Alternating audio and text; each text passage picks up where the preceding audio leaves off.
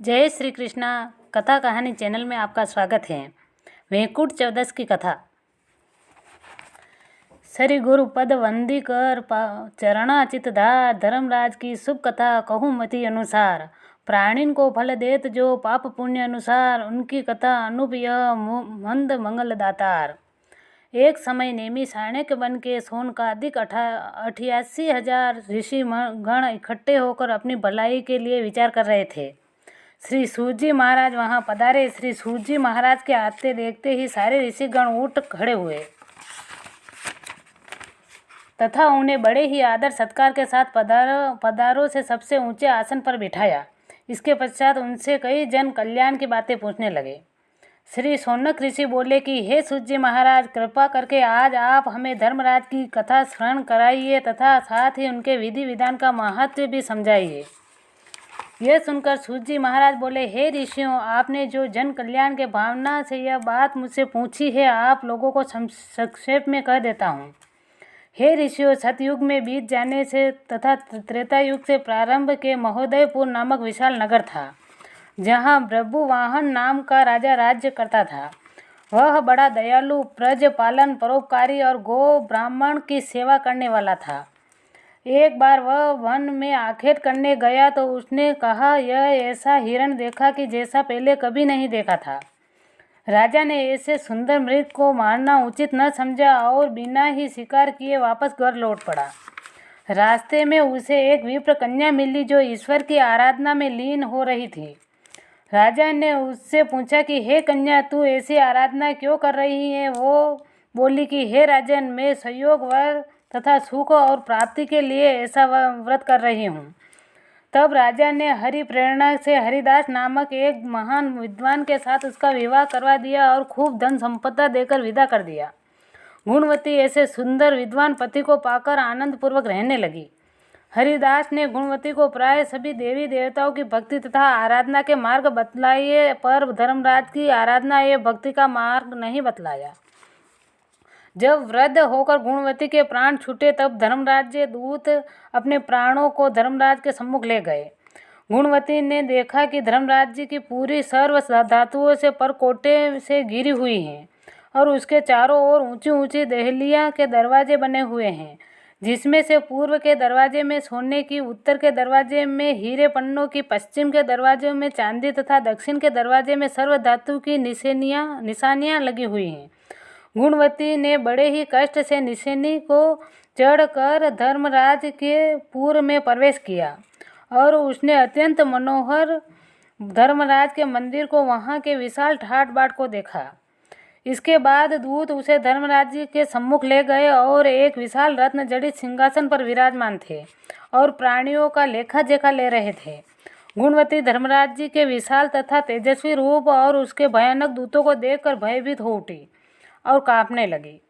कई प्राणियों को लेखा जोखा लेने के पश्चात जब धर्मराज जी ने गुणवती के पाप पुण्यों का लेखा जोखा देखा तो यह देखकर भी उसने सभी देवी देवताओं को उसकी भक्ति करके प्रसन्न किया है, पर धर्मराज की कति ही भक्ति नहीं की है। वे सब कुछ नाराज हो गए।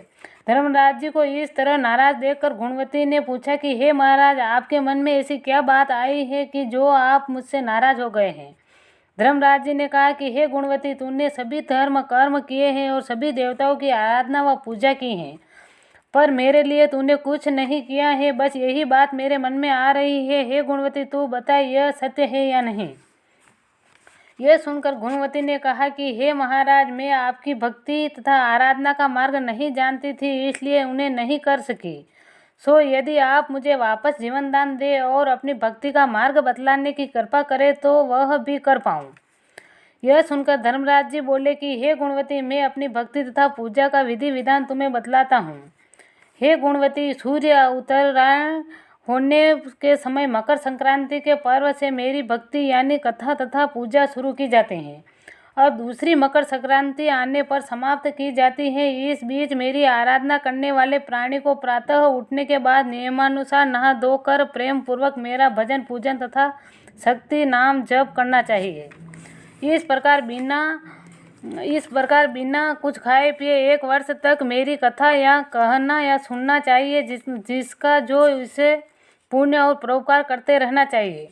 इस तरह 1 वर्ष व्यतीत होने पर दूसरी मकर संक्रांति को मेरी स्वर्ण अथवा चांदी की मूर्ति बनवाकर और उसे सुंदर आसन पर स्थापित करके पंचामृत आदि से स्नान कराकर रोली, मोली, पान, पुष्प, सुपारी, केसर, कपूर, चंदन आदि से पूजन तथा सफ़ेद तिल के लड्डू बनाकर उनका भोग धरना चाहिए। मेरी कथा कहकर या सुनकर यथाशक्ति ब्रह्म भोजन कराकर दान दक्षिणा देना चाहिए। मेरे साथ चित्रगुप्त जी की भी पूजा करना चाहिए, उन्हें भी काली तिल्ली के लड्डुओं का भोग धरना चाहिए।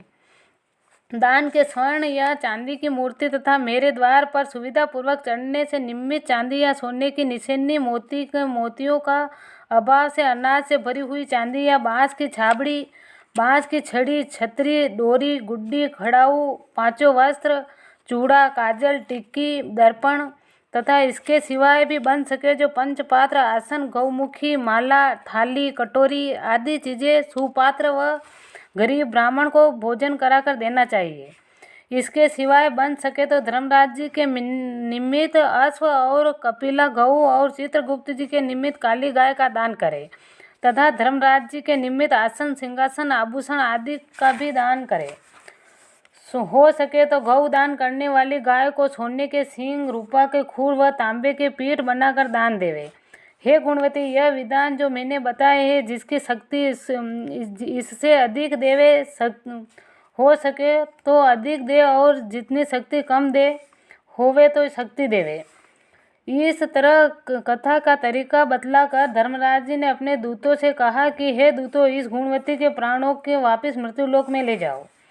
उधर गुणवती की मृत्यु के पश्चात उसके संबंधी जन अर्थी सजाकर उसे शमशान ले जाने की तैयारी कर रहे थे कि वह वापस जिंदा हो गई। इस जिंदा हो जाने के सभी को बड़ा अचरज हुआ और उसका कारण पूछने लगे।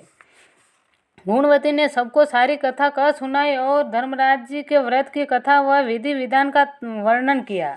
इसके बाद गुणवती ने विधि पूर्वक 1 साल तक धर्मराज जी की कथा कहकर अंत में धर्मराज जी का उत्साह पूर्वक पूजन करवाया।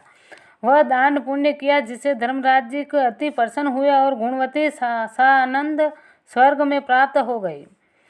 इतना कहकर सूत जी महाराज कहने लगे कि हे ऋषियों, जिस घर में स्त्रियां इस व्रत का धारण करती है और बंशीधर कृत इस कथा को कहती है, उस घर में सभी प्राणी धर्मराज जी के दरबार में निर्भयता के साथ जाते हैं। उन्हें धर्मराज जी के दूत कुछ भी कष्ट नहीं देते हैं और धर्मराज जी की प्रेम से उनका लेखा जोखा लेते हैं तथा पापों के क्षय का उपाय भी बतला देते हैं। अतः जो भी इस कथा को विधि पूर्वक करते हैं, सुनते हैं, उन्हें मृत्यु काल में यमराज जी के दूत कष्ट नहीं देते हैं और उसे गरुड़ पुराण में बतलाए हुए धर्मराज पूरी मार्ग से जानने से भी कोई कष्ट नहीं होता है। इस तरह वे प्राणी सहज ही वैकुंठ गति को प्राप्त हो जाते हैं, इसमें कोई संदेह नहीं है। धर्मराज जी की यह कथा पढ़े सुने चित लगाए, 2 लोग आनंद मिले, सुख संपत्ति बहु पाए। कथा विसर्जन होती है, भीतर के पट खोलो, एक बार सब सुनने वाले धर्मराज जी की जय बोलो। बोलिए धर्मराज जी की जय।